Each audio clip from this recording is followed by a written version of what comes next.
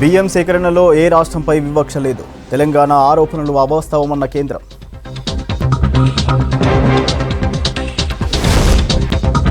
ధాన్యం అమ్ముకోవడానికి అవస్థలు, మిల్లర్లు రేటు తగ్గిస్తున్నారన్న రైతులు.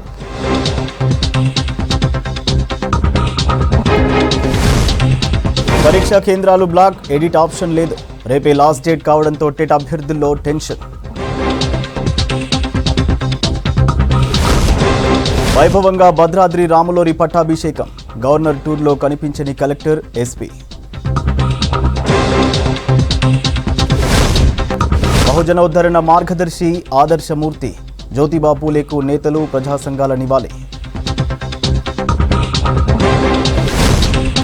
పాలమూరు రాజీవ్ స్వగృహ ప్లాట్ల వేలంలో ట్విస్ట్. 60 మందికి పై మిడిల్ డ్రాప్తో ఇబ్బందులు.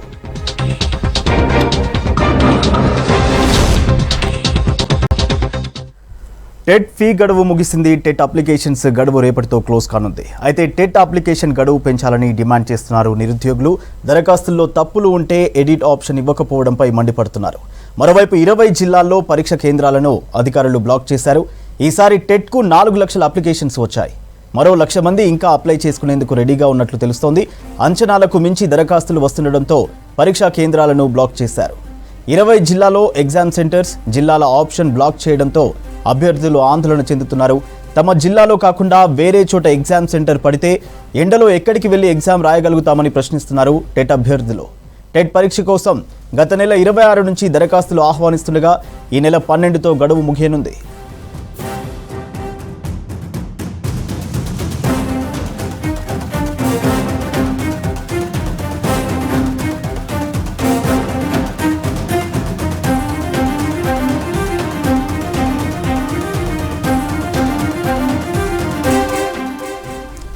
టెట్ అభ్యర్థుల కష్టాలకు సంబంధించి మరింత సమాచారం విజయ్ అందిస్తారు. విజయ్, అప్డేట్స్ ఏంటి?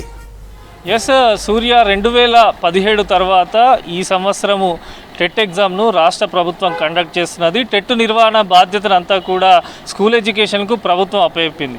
ఎప్పుడైతే మార్చి 26 నుంచి అప్లికేషన్లు నోటిఫికేషన్ ఇచ్చారో అప్పటి నుంచి చూస్తే ప్రతిరోజు కూడా టెట్ దరఖాస్తు చేసుకునే అభ్యర్థులు ఎవరైతే ఉన్నారో తీవ్ర ఇబ్బందులకు గురవుతున్నారు. మెయిన్గా సిటీలో కాకుండా రూరల్ ఏరియాలలోనైతే చాలామంది అభ్యర్థులకు వెబ్సైట్ కూడా కొన్ని రోజులు ఓపెన్ కానటువంటి పరిస్థితి ఉంది.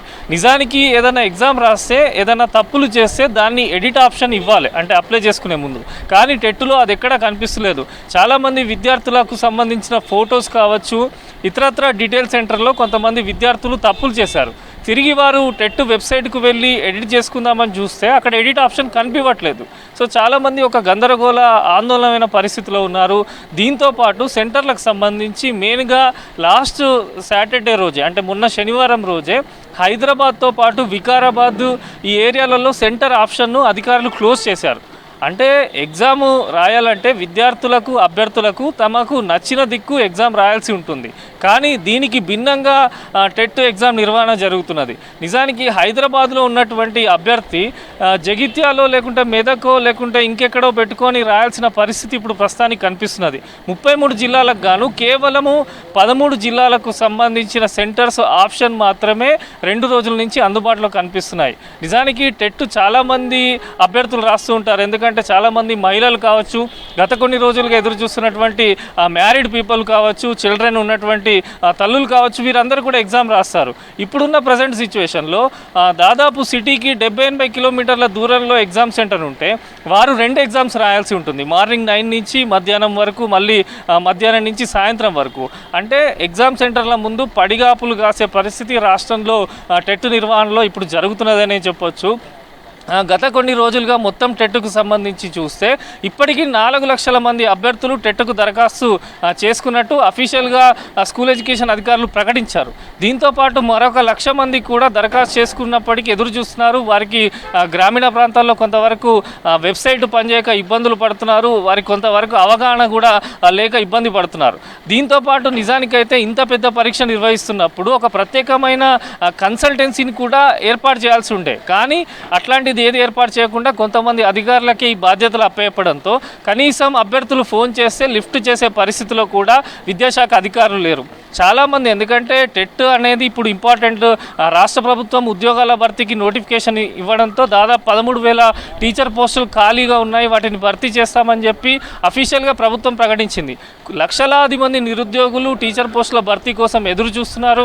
సో ఇప్పుడు ఈ పరీక్షలోనే ఇన్ని సమస్యలు వస్తే ఫ్యూచర్లో ఎటువంటి ఇబ్బందులు వస్తాయని చెప్పి అయితే అభ్యర్థులు ఒక ఆందోళన చెందుతున్నారు. వెంటనే విద్యాశాఖ స్పందించి, రాష్ట్ర ప్రభుత్వం స్పందించి ఎవరైతే ఇప్పుడు 1,00,000 మంది వరకు ఇంకా అప్లై చేసుకోలేదని చెప్పి అంచనా ఉంది, వారికి కూడా అవకాశం కల్పివ్వాలని వారు కోరుతున్నారు. ఒక పక్క వెబ్సైట్లు సరిగ్గా పనిచేయడం లేదు, దాంతోపాటు అభ్యర్థులకు ఎడిట్ ఆప్షన్స్ లేదు. సో ఇప్పుడు ఏదైనా తప్పులు పడి సడన్గా ఎగ్జామ్కి ఎలిజిబుల్ కాకపోతే వాళ్ళ పరిస్థితి ఏంది అంటే దాదాపు 2017 తర్వాత ఇప్పుడు 2022లో ఎగ్జామ్ నిర్వహిస్తున్నది. సో మళ్ళీ ఎప్పుడు ఎగ్జామ్ నిర్వహిస్తారు అనే ఒక ఆందోళన అయితే, మళ్ళీ ఎప్పుడు నోటిఫికేషన్లు పడతాయో తెలియని పరిస్థితి అయితే ఉందని చెప్పి అభ్యర్థులు అయితే చాలా వరకు ఆందోళన చెందుతున్నారు. వెంటనే రాష్ట్ర ప్రభుత్వం స్పందించి రేపటికి టెట్ అప్లికేషన్ గడువు లాస్ట్ ఉంది.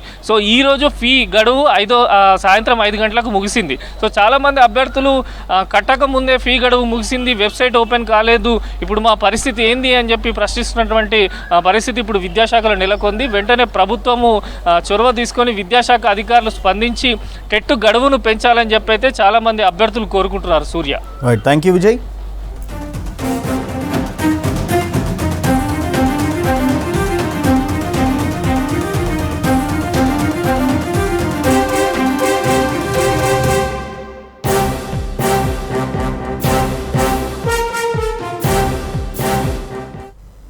భద్రాద్రి రాములవారి పట్టాభిషేకం ఘనంగా జరిగింది.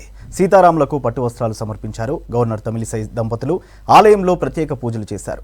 గవర్నర్ పర్యటనలో జిల్లా కలెక్టర్, ఎస్పీ కనిపించకపోవడంతో మరోసారి ప్రోటోకాల్ వివాదం ఏర్పడింది.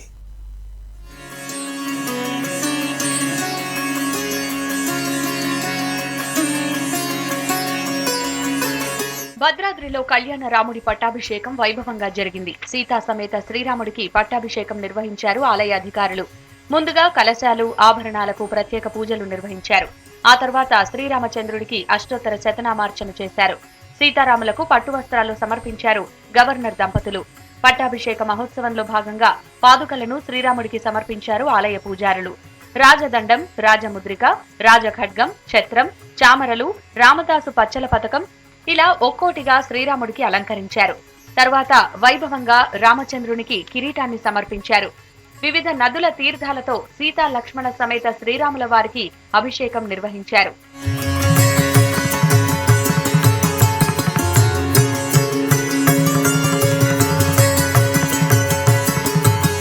సీతారామచంద్ర స్వామిని దర్శించుకుని ప్రత్యేక పూజలు చేశారు గవర్నర్ తమిళిసై. ఆలయ అర్చకులు పూర్ణ కుంభంతో గవర్నర్ కి ఘన స్వాగతం పలికారు. ఈ కార్యక్రమంలో ఆలయ ఈవో శివాజీ, భద్రాచలం ఎమ్మెల్యే పోదెం వీరయ్య, అదనపు కలెక్టర్ వెంకటేశ్వరరావు పాల్గొన్నారు. గవర్నర్ కి ఆలయ విశిష్టతను తెలిపారు అర్చకులు. తర్వాత గవర్నర్ కు వేద పండితులు వేద ఆశీర్వచనం చేశారు. స్వామివారి జ్ఞాపికను, లడ్డు ప్రసాదాన్ని అందించారు. On the occasion of Rama Pattabhishekam, and I am really very happy to attend. This is the honor given to the governor, and I thank God for bringing me here, and I thank all the priests for explaining the ancient history of this temple, and I salute the service of Bhakta Ramadas, who was the cause of building this temple. Vanavasi కళ్యాణ పరిషత్ భద్రాచలం ఆధ్వర్యంలో జరిగిన గిరిజన మహిళల శ్రీమంతం వేడుకలో ముఖ్య అతిథిగా పాల్గొన్నారు గవర్నర్. 123 మంది గిరిజన మహిళలకు వైద్య పరీక్షలు నిర్వహించి శ్రీమంతం నిర్వహించారు. మహిళలు పౌష్టికాహారం తీసుకోవాలని తమిళిసై సూచించారు.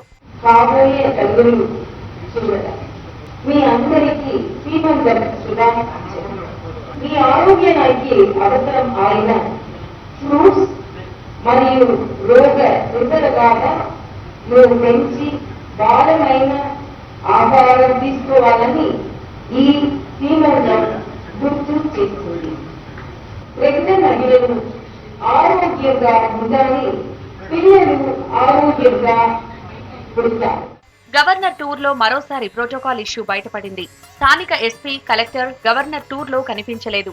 ఇటీవలే ప్రోటోకాల్ పాటించడం లేదని గవర్నర్ కేంద్ర హోంమంత్రికి ఫిర్యాదు చేశారు. ఈ విషయంపై పెద్ద ఇష్యూ అయినా ఇప్పటికీ ప్రభుత్వం అదే తీరును కొనసాగిస్తోందన్న విమర్శలొస్తున్నాయి. గవర్నర్ భద్రాద్రి పర్యటనలో జిల్లా కలెక్టర్ ఎస్పీలు హాజరు కాకపోవడాన్ని తప్పుపట్టారు గిరిజన సంఘాల నేతలు. అధికారులు ప్రోటోకాల్ పాటించకపోవడం బాధాకరమన్నారు. గవర్నర్ పర్యటన సందర్భంగా తమ సమస్యలు పరిష్కారమవుతాయని భావించామన్నారు.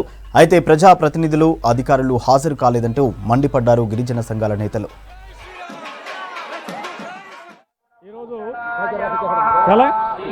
తెలంగాణ గవర్నమెంట్ కాదు అంటే నవాబు నయాబ్ టైంల కాడి నుంచి కూడా భద్రాచలం రామాలయానికి పట్టు వస్త్రాలు, తలంబ్రాలు తీసుకురావటం అనేది ఒక ఆనవాయితీగా ఉంది. ఆ ఆనవాయితీ నుంచి తర్వాత ఈ తలంబ్రాలు ఇదంతా అయిపోయిన తర్వాత పట్టాభిషేకంకి రావాల్సినటువంటి ఇంతకుముందు వచ్చినటువంటి పట్టాభిషేకంలో ప్రతి ఒక్క గవర్నర్కి కూడా అన్ని అంటే జిల్లాధికారులు కానీ ఇక్కడ రాష్ట్ర నాయకులు కానీ చక్కగా స్వాగతం పలికేవారు. ఆ స్వాగతం పలికేవారు. కానీ ఇవాళ అంటే ఒక మహిళ అని ఒక వివక్షతను తర్వాత అంటే నేను పోయినటువంటి ప్రోగ్రానికి ఈ గవర్నర్ వెళ్ళారని ఒక వీర్చతోనే ఇక్కడ ఉన్నటువంటి గవర్నమెంట్ అంటే ప్రోటోకాల్ పాటించలేదనేది ఇక్కడ ఉన్నటువంటి ఎస్పీ గారు కానీ, ఇక్కడ ఉన్నటువంటి కలెక్టర్ గారు కానీ, ఇక్కడ ఉన్నటువంటి పిఓ గారు కానీ, ఇక్కడ ఉన్నటువంటి వాళ్ళు ఎవరు ఐఏఎస్ ఆఫీసులు పాల్గొనలేదు. ఆ పాల్గొనకపోవడం వలన చాలా అవమానంగా భావిస్తున్నాం. టీఆర్ఎస్ బీజేపీకి మరి అంతర్యుద్ధం జరుగుతూ ఉంది.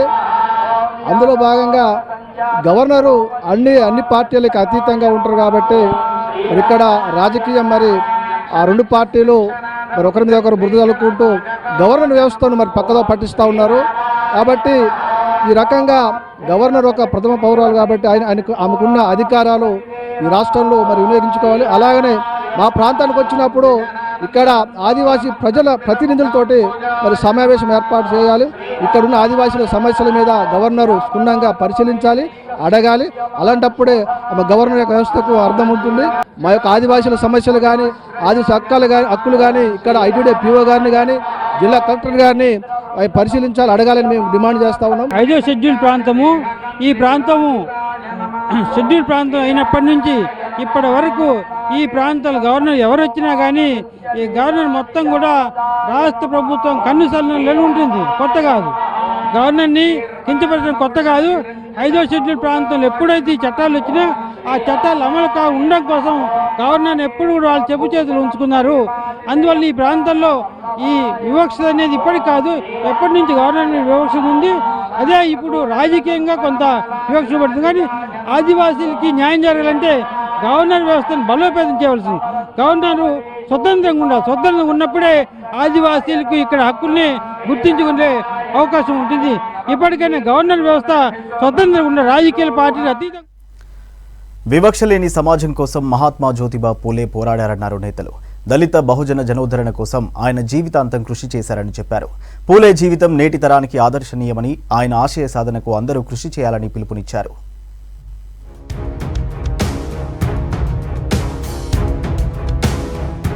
రాష్ట్ర వ్యాప్తంగా మహాత్మా జ్యోతిబా పూలే జయంతి ఘనంగా జరిగింది. బలహీన వర్గాల అభ్యున్నతికి పూలే చేసిన కృషిని ఇప్పటి ప్రభుత్వాలు కొనసాగించాలన్నారు మాజీ ఎంపీ పొన్నం ప్రభాకర్. కరీంనగర్లో జిల్లా కాంగ్రెస్ పార్టీ కార్యాలయంలో జరిగిన పూలే జయంతి వేడుకల్లో ఆయన పాల్గొన్నారు. పూలే ఫోటోకు పూలమాలలు వేసి నివాళులర్పించారు. నిరక్షరాస్యత ఎక్కువగా ఉన్న కాలంలో పూలే బడుగు బలహీన వర్గాలకు చదువు నేర్పించడంతో పాటు వారి అభివృద్ధి కోసం పోరాటాలు చేశారన్నారు పొన్నం.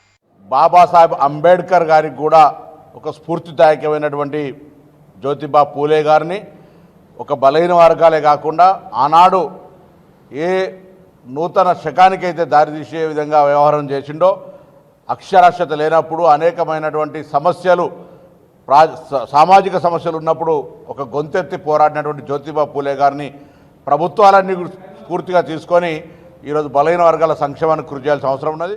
నిజామాబాద్ లో బీజేపీ ఆఫీసులో పూలేకు నివాళులర్పించారు నేతలు. మంచిర్యాల జిల్లా బీజేపీ ఆఫీసులో ఓబీసీ మోర్చా నేతలు పూలే జయంతిని ఘనంగా నిర్వహించారు. పెద్దపల్లి జిల్లా మంతని బీజేపీ ఆఫీసులో సునీల్ రెడ్డి ఆధ్వర్యంలో పూలే జయంతి జరిగింది. కుల వివక్షకు వ్యతిరేకంగా పూలే పోరాడారని, బడుగు బలహీన పీడిత వర్గాలకు అండగా నిలిచారన్నారు బీజేపీ నేతలు. ఈరోజు మన భారతదేశంలో చదువుతో పాటు అన్ని రంగాలలో కూడా వాళ్ళకు ఐక్యంగా ఉద్యోగాలు కానీ లేకపోతే సమాజంలో వాళ్ళకు ఉన్న గౌరవం కానీ పెరిగిందంటే ఖచ్చితంగా జ్యోతిరావు పూలే వాళ్ళని జరిగింది. మరి అంత గొప్ప మహనీయుడు మన భారతదేశంలో పుట్టడం, మరి ఆయన వల్ల కొంత వందల వేల మందికి ఇవాళ జీవనోపాధి అదేవిధంగా సామాజిక న్యాయం జరుగుతుందంటే ఖచ్చితంగా చాలా చాలా సంతోషకరమైన విషయం. రాజన్న సిరిసిల్ల కలెక్టరేట్, పెద్దపల్లి కలెక్టరేట్, వరంగల్ జిల్లా పరిషత్ ఆఫీసులో జ్యోతిబా పూలే జయంతి ఘనంగా జరిగింది. బడుగు బలహీన వర్గాల అభ్యున్నతికి పూలే చేసిన సేవలు గుర్తు చేశారు అధికారులు.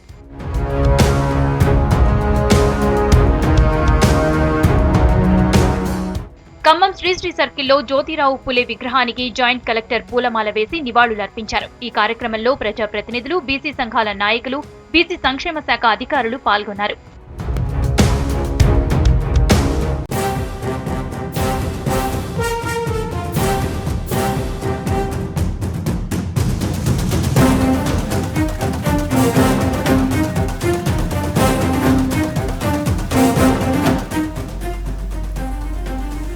రెండు 2021-22 వడ్ల సేకరణపై కేసీఆర్ సర్కార్ ఇప్పటి వరకు ఎలాంటి ప్రణాళిక ఇవ్వలేదన్నారు FCI Hyderabad regional general manager Deepak Sharma.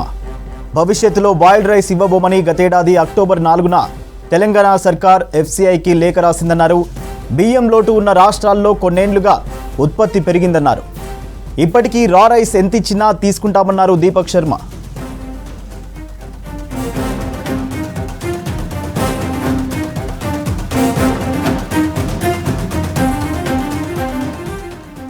రెండు 2021-22 వడ్ల సేకరణపై కేసీఆర్ సర్కార్ ఇప్పటి వరకు ఎలాంటి ప్రణాళిక ఇవ్వలేదన్నారు FCI Hyderabad regional general manager Deepak Sharma. భవిష్యత్తులో బాయిల్డ్ రైస్ ఇవ్వబోమని గతేడాది అక్టోబర్ 4న తెలంగాణ సర్కార్ ఎఫ్సీఐకి లేఖ రాసిందన్నారు. బియ్యం లోటు ఉన్న రాష్ట్రాల్లో కొన్నేళ్లుగా ఉత్పత్తి పెరిగిందన్నారు. ఇప్పటికీ రా రైస్ ఎంతిచ్చినా తీసుకుంటామన్నారు Deepak Sharma. Wherein paddy is procured by state government and after milling the resultant rice is kept by state government for its local consumption under NFSA and other welfare scheme, and surplus rice is delivered to Food Corporation of India. Government of India has always encouraged paddy procurement in Telangana state. If you see the paddy procurement figure of year 2014-19, it was 24.31 LMT and MSP paid was 3,392 crores only. Whereas last year in KMS 2021, the total paddy procured in Telangana was 141 lakh metric tons and MSP paid was 26,611 crores. Recently concluded Kharif season 21-22, about 70.22 lakh metric ton paddy has been procured in Telangana, which is highest ever in the Telangana. In the December 2020, this request was made to all surplus parboiled producing states, including Telangana, to limit the delivery of parboiled rice. Then in Telangana, last year, Government of India allowed initial the procurement of 24.75 LMT parboiled rice, which was on the request of Government of Telangana was further enhanced by 20 lakh ton. So total 44.75 lakh ton parboiled rice was allowed to be procured in Telangana, which was highest in the country of any state which produces parboiled rice. So considering the less demand of parboiled rice in the part of the country, Government of India had requested Government of Telangana, and Government of Telangana has also considered the request and gave its undertaking by letter dated 4th October 2021 that no parboiled rice will be delivered by Government of Telangana under the center pool. Now regarding the Rabi crop 21-22, Government of India has not put any restriction on procurement of Rabi paddy in Telangana. The request only is to give the raw rice because there is no demand of the parboiled rice. So there is no restriction on the paddy procurement by Government of India. FCI has made all the necessary arrangements, sufficient space is available by moving the stock out of Telangana through rakes. So sufficient space is available for ensuring smooth rice stock receipt.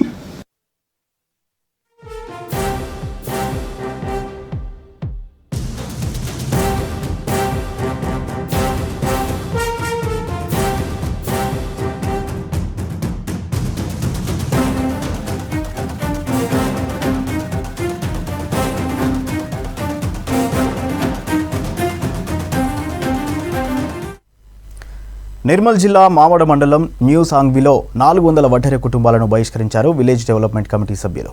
ఈ కుటుంబాలతో ఎవరైనా మాట్లాడితే 5,000 జరిమానా విధిస్తామని చెప్పారు.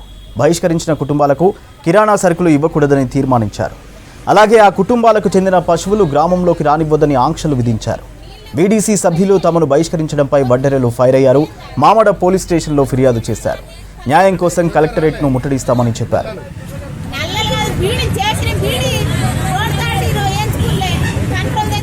ఆలాలు VDC ఏర్పాటు చేసుకున్నారు sir. VDC ఏర్పాటు చేసుకుని ఒక పెద్ద పండుగ చేశారు సార్. ఊరన్నప్పుడు ఒక పండుగ చేస్తారా, ఆలాలు గ్రామంకు అది చేస్తారు సార్. మాకు అడ్డం ట్రాక్టర్లు పెట్టేసి మా కులంని విదేశీ ఆలకాలు చేసుకున్నారు సార్. మాకు సమాచారం ఇచ్చిలేదు. మళ్ళీ వీడిసి లేదు సార్. మాది 300 కుటుంబాలు సార్. మినిమం అంటే 380 ఓట్లు ఉంటాయి. ఓటు ఉన్నప్పుడు ఊరన్నప్పుడు వీడిసి ఒక్కటి తయారయ్యలే కానీ మా కులంలో అసలు వీడిసే లేదు సార్.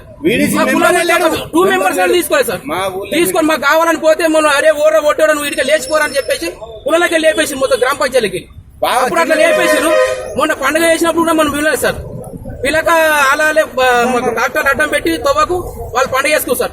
మాకేమైందంటే పండుగ చేసి నుంచి మా కులంలో మినిమం అంటే 4-5 వ్యక్తులు చనిపోయారు సార్. మాకు అంటే ఏం జరిగిందో మాకు తెలియదు సార్.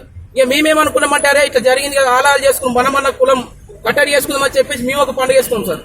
ఇక చేసుకున్న తెల్లారి నుంచి ఏం చేసిరంటే వాళ్ళు ఓర్వాలు వెళ్తారు.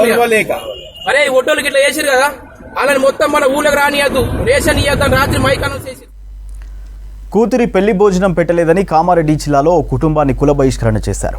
న్యాయం చేయాలని కలెక్టర్ జితేష్ బి పాటిల్ను ఆశ్రయించారు బాధితులు.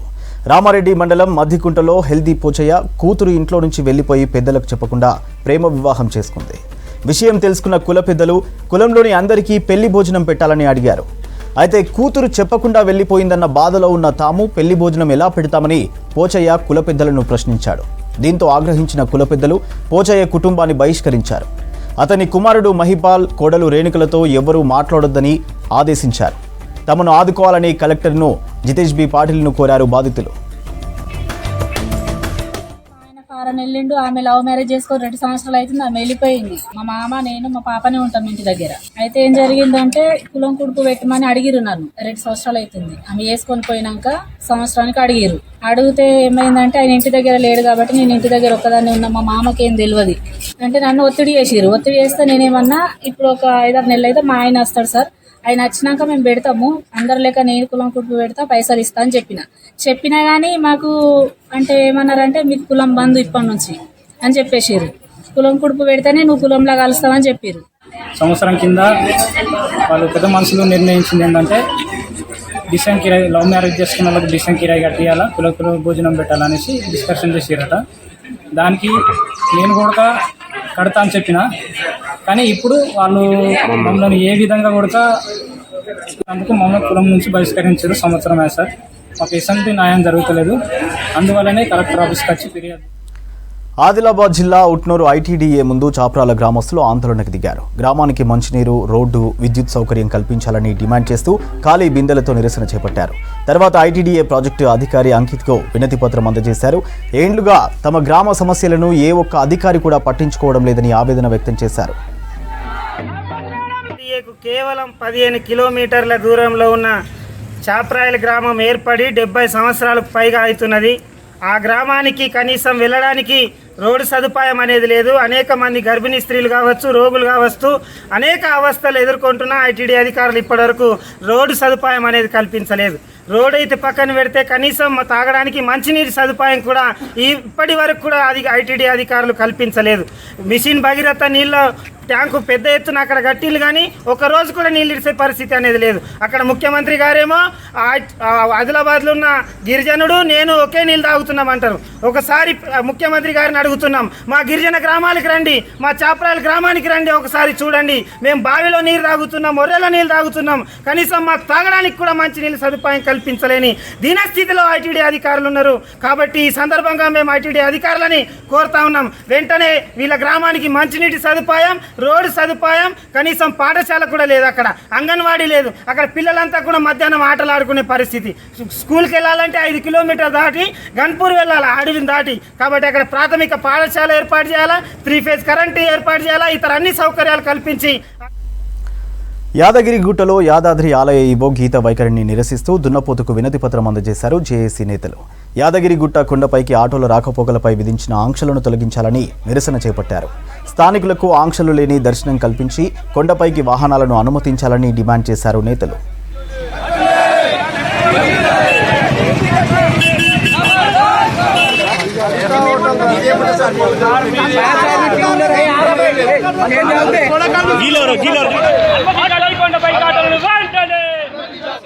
దున్నపోతుకు వినతి పత్రం ఇచ్చే కార్యక్రమం చేపట్టినాం. తదనంతరం ఈరోజు పట్టణంలో బైక్లను నిర్వహించాం. ఈవో నిర్ణయాలకు వ్యతిరేకంగా గత వారం రోజుల నుంచి మేము ప్రతిరోజు నిత్యం ఒక కార్యక్రమం చేస్తున్నాం. అయినా కూడా అధికారులు మొద్దునిద్రలు లేసలేరు. కేవలం వీఐపీల కార్లకు మరియు వారి చుట్టాల కార్లకు వారి దగ్గర కార్లు మాత్రం ఎండోమెంట్ అధికారులు మరియు ఉద్యోగస్తులు పైకి పంపిస్తారు.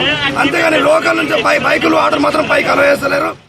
పైకి పంపించట్లేదు కానీ ప్రోటోకాల్ పేరుతో వాళ్ళకి ఇష్టం వచ్చిన బంధువులయ్యి చుట్టాలయ్యి వాళ్ళకి సంబంధించిన స్నేహితులే మాత్రం గుడిపైకి పంపిస్తున్నారు. ఇది చాలా అన్యాయం. రూల్ అంటే రూల్ ఫర్ ఆల్ అనాలి కానీ స్థానికులకు ఒక రూల్, బయట నుంచి చిత్రాలకు ఒక రూల్ ఉంటుందని చెప్పేసి మేము ఈ రోజు అధికారులను ప్రశ్నిస్తా ఉన్నాము. పాలమూరులో రాజీవ్ స్వగృహ ప్లాట్ల వేలం ఫ్లాప్ షోగా మిగిలింది. పోటాపోటీగా వేలంలో పాల్గొని ఎక్కువ రేట్లకు ప్లాట్లు సొంతం చేసుకున్న వాళ్ళు ఇప్పుడు డబ్బులు కట్టేందుకు వెనుకాడుతున్నారు. లబ్ధిదారుల మిడిల్ డ్రాప్తో సర్కారుకు భారీగా ఆదాయం తగ్గింది.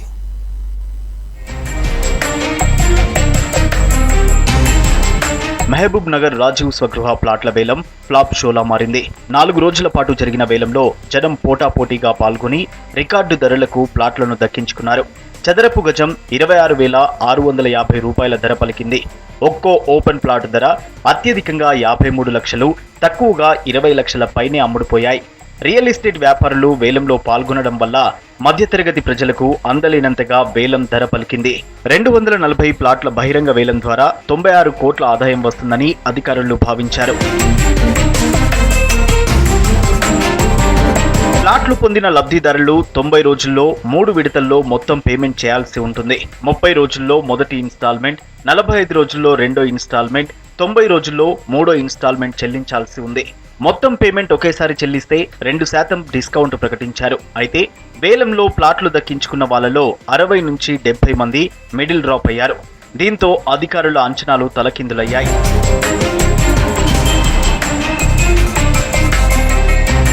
ధర ఎక్కువ పలికిందని కొంతమంది, లోన్లు ఇచ్చేందుకు బ్యాంకులు వెనకడుగు వేస్తున్నాయన్న కారణంతో మరికొందరు డ్రాప్ అయ్యారు. దీనివల్ల సర్కారుకు రావాల్సిన ఆదాయం సగానికి పడిపోయింది. వెనక్కి తగ్గిన వారిలో ఎక్కువ శాతం రియల్ ఎస్టేట్ వ్యాపారులే ఉన్నారు. ఓపెన్ ప్లాట్ల వేలానికి ఊహించని విధంగా రెస్పాన్స్ వచ్చిందని సంబరపడ్డారు జిల్లా అధికారులు. ఇప్పుడు ఏం చేయాలో తెలియక తలలు పట్టుకుంటున్నారు.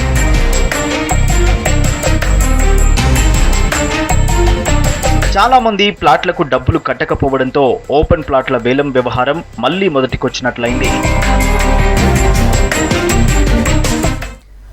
ఇవి బులెటిన్ అప్డేట్స్ కి వాచింగ్ V6 న్యూస్.